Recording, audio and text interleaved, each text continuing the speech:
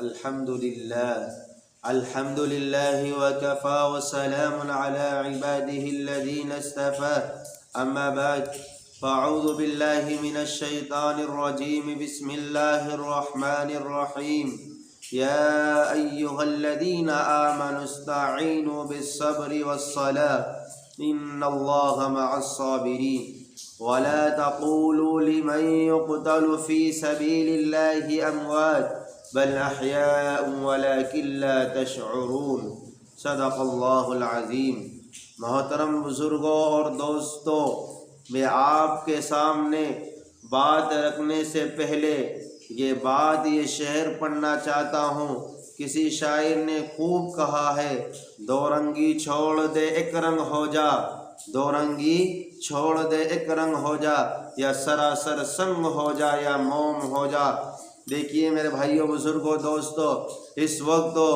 جنگ آزادی کے جو ہیرو ہیں، جنگ آزادی کے اندر جنہوں نے اپنی جانوں کے نذرانے پیش کیے ہیں، ان کی تاریخ کو مسخ کیا جا رہا ہے، ان کو بھلایا جا رہا ہے، ان کے تذکرے کرنا امت نے چھوڑ دیا ہے۔ آج ہمارے نوجوانوں کو معلوم نہیں ہے کہ جنگ آزادی کے اندر، ہندوستان کی آزادی کے اندر مسلمانوں کا کیا کردار رہا ہے، مسلمانوں نے کیسی کیسی قربانیاں دی ہیں۔ میں آپ کو صرف ایک ہیرو کا تذکرہ کرنا چاہتا ہوں۔ نہ جانے کتنے ہیرو ہیں، جو کتنے مسلمان، کتنے علماء ہیں جنہوں نے اس دیش کے خاطر، ہندوستان کے خاطر، اپنے وطن کے خاطر نہ جانے کتنی قربانیاں دی ہیں۔ لیکن تاریخ میں ایک وہ شخصیت بھی ملتی ہے جن کا علماء تذکرہ کرتے ہوئے یوں کہتے ہیں، وہ ایک اللہ کے ولی تھے، ان کا چہرہ جو دکھایا جا رہا ہے وہ ان کو بغیر داڑھی کے دکھایا جا رہا ہے، لیکن علماء فرماتے ہیں ان کے چہرے پر داڑھی تھی، اور وہ جو ہے کہ ایک بہادر، ایک مجاہد تھے جنہوں نے اپنی جان کا نذرانہ پیش کر دیا، لیکن انگریزوں سے ہاتھ نہیں ملایا، انگریزوں کی حکومت کو قبول نہیں کیا، ان کو ہندوستان کے اندر سے بھگانے میں جد و جہد کیا۔ وہ 17 سال کی عمر میں تختہ نشین ہوئے تھے، میسور کے بادشاہ بن گئے تھے۔ انہوں نے انگریزوں سے کئی جنگیں لڑی ہیں، اور بہت ساری جنگوں میں ان کو شکست بھی ہوئی ہے، اور بہت ساری جنگوں میں ان کو فتح بھی ہوئی ہے۔ انہوں نے انگریزوں کو بہت کھدیڑا، لیکن اپنوں کی غداری کی وجہ سے، اپنوں کی بے وفائی کی وجہ سے ان کو جو ہے کہ شہید کر دیا گیا۔ وہ محل کے اندر موجود تھے، یہاں کھانے کے لیے لقمہ اٹھایا ہی تھا کہ اپنوں کی غداری نے ان کی فوج یعنی انگریزوں کی فوج کو جو ہے کہ پتہ بتلا دیا، اور پتہ بتلانے کے بعد انہوں نے جو ہے کہ محل کے اندر داخل ہونا شروع کر دیا۔ ٹیپو سلطان رحمت اللہ علیہ وہ شخصیت ہیں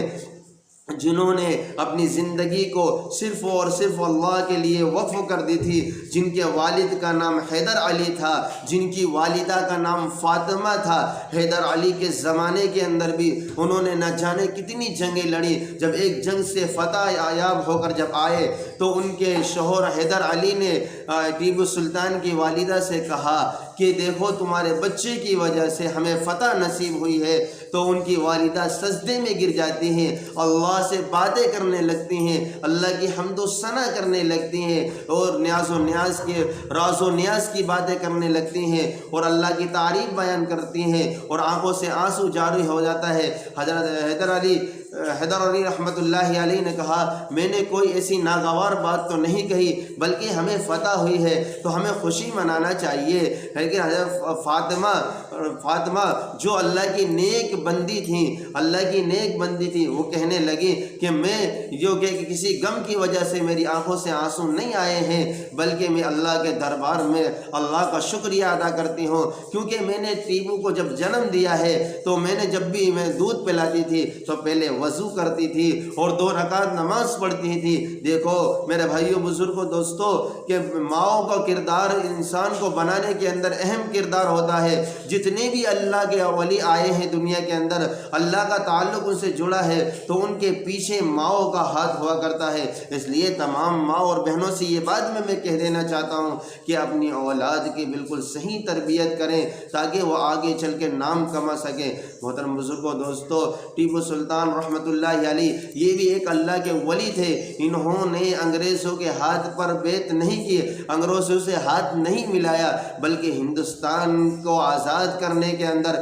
انہوں نے اہم رول نبھایا ہے اور اپنی جان کی قربانی دی ہے۔ اور یہ وہ شخصیت تھی، جب ان کو شہید کر دیا گیا تو جو انگریزوں کا جنرل تھا، انگریزوں کا جو لیڈر تھا، اس نے کہا ان کے شہید ہونے کے بعد کہ اب ہندوستان ہمارا ہے، اب ہندوستان ہمارا ہے۔ کسی کی ہمت نہیں ہو رہی تھی جب تک ٹیپو سلطان ہندوستان میں زندہ تھے، میسور کے بادشاہ بنے ہوئے تھے، تو ان کی ہمتیں نہیں ہو رہی تھی کہ وہ یہ کہہ سکیں کہ ہندوستان پر قبضہ ہمارا ہو چکا ہے۔ لیکن جب ان کو شہید کر دیا گیا اپنوں کی دوغلا پن کی وجہ سے، اپنوں کی غداری کی وجہ سے، اور اس وقت وہ جو ہے کہ انگریز لیڈر نے یہی کا آواز لگائی تھی کہ ہندوستان اب ہمارے قبضے میں ہو گیا، تو یہ بھی ہندوستان کی آزادی کے اندر اہم رول نبھایا ہے ٹیپو سلطان رحمۃ اللہ علیہ۔ یہ بہت اللہ والی شخصیت ہے، اس لیے ہر نوجوان کو ان کی تاریخ پڑھنا بھی چاہیے اور سمجھنا بھی چاہیے کہ کون شخصیت تھی ٹیپو سلطان رحمۃ اللہ علیہ۔